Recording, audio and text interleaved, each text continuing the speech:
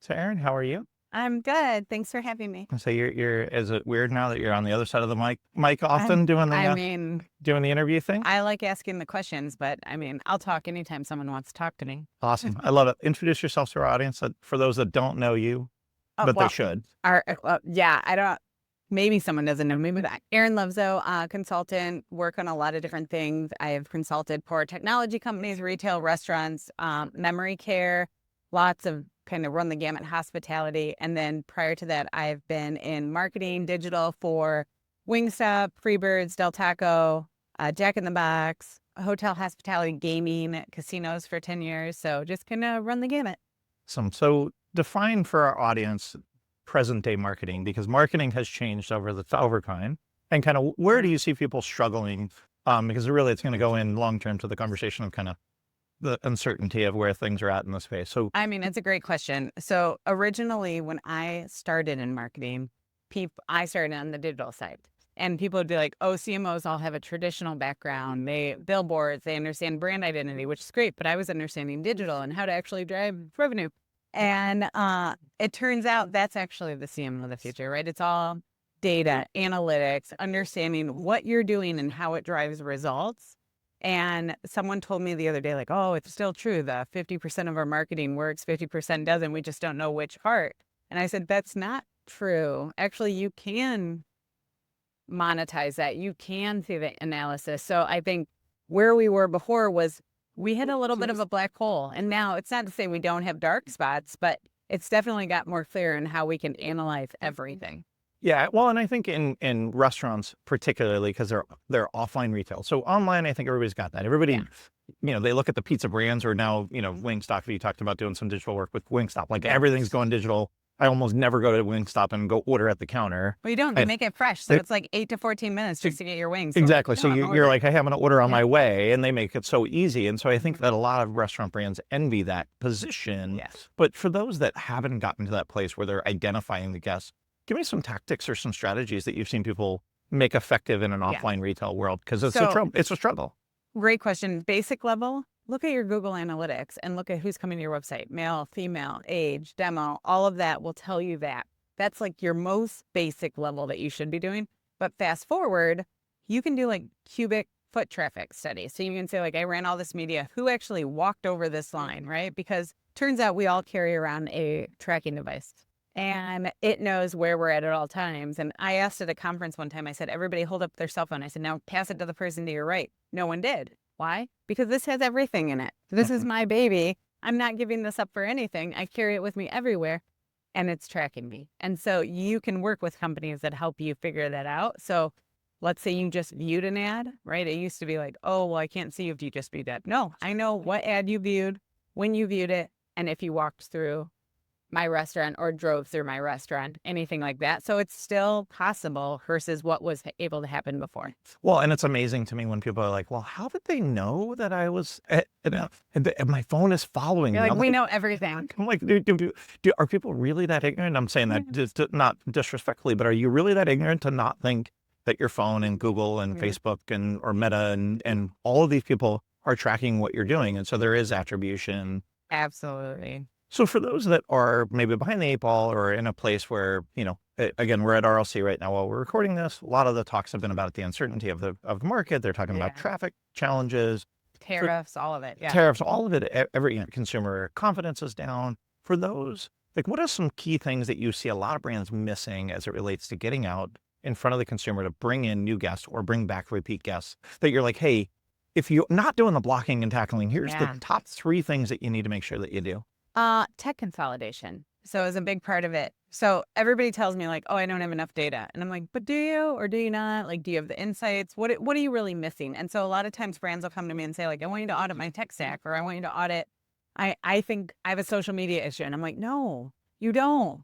I said, and I look at everything and I go, we actually need to consolidate that. You can't keep thinking you're going to pull data from here, pull data from here, pull data from there.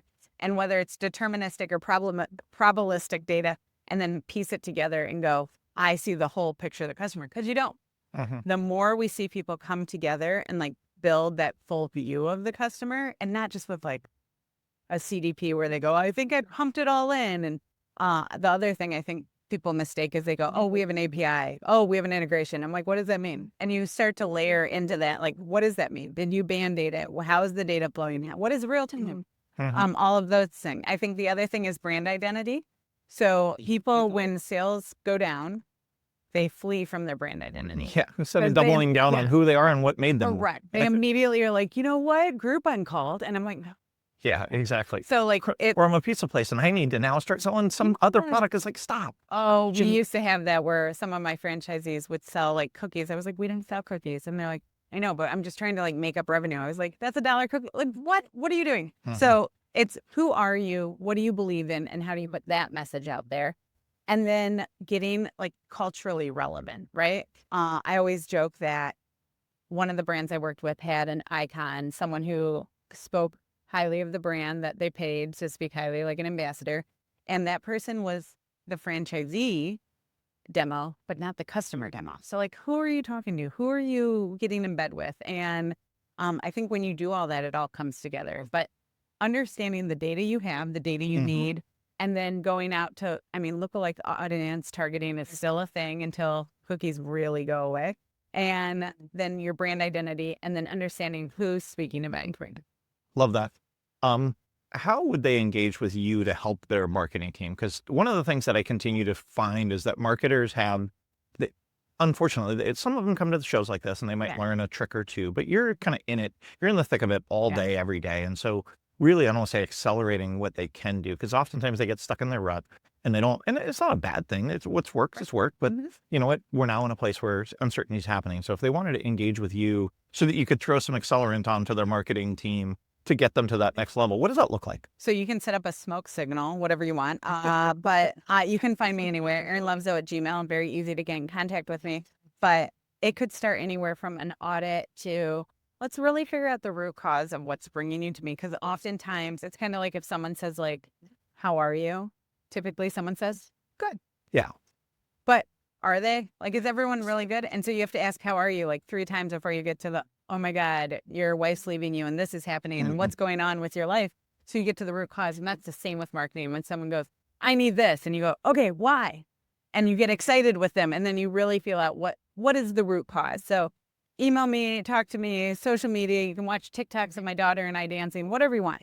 But I am happy to help, whether it's project-based, opinion-based, whatever it might be. Love that. And I guess plug your podcast, because I'd love for people to hear about the podcast. I know that's your little side project that you guys have been working on. I know all of your friends that are on your podcast. Unfortunately, I'm not in the right demographic, as they say. I mean, you're an ally. You're an ally. I am an ally, absolutely. Bite Size and Bossy. So it's all about lifting women up in the restaurant space. Love it. And it started because there are lots of podcasts, right? A lot of people have podcasts, and they're great.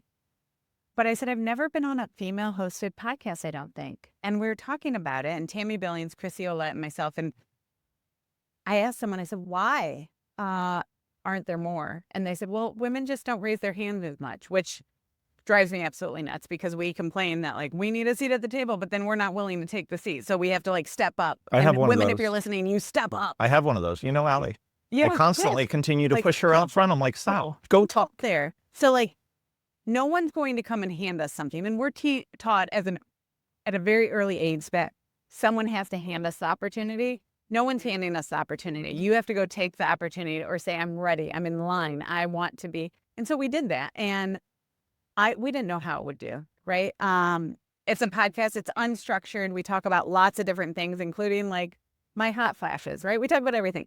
And within 2 weeks, we had PR companies saying, how do we get our execs on there? Within 4 weeks, we had sponsorships rolling in, and I didn't know what we were doing. And I'm like, they said, send me your sponsorship deck. I said, oh, I need a sponsorship deck. Okay. But what I did know is that our goal was to lift women up in the restaurant industry, whether through our male allies or with the women being able to sit at the table and tell their true, authentic story. And that's our goal. And people have flocked to it. In fact, I think we might be the fastest growing podcast in the restaurant space, which has been really unbelievable and kind of a whirlwind. But Chrissy, Tammy, myself, it's really about telling other people's stories. And then, of course, sharing kid drama.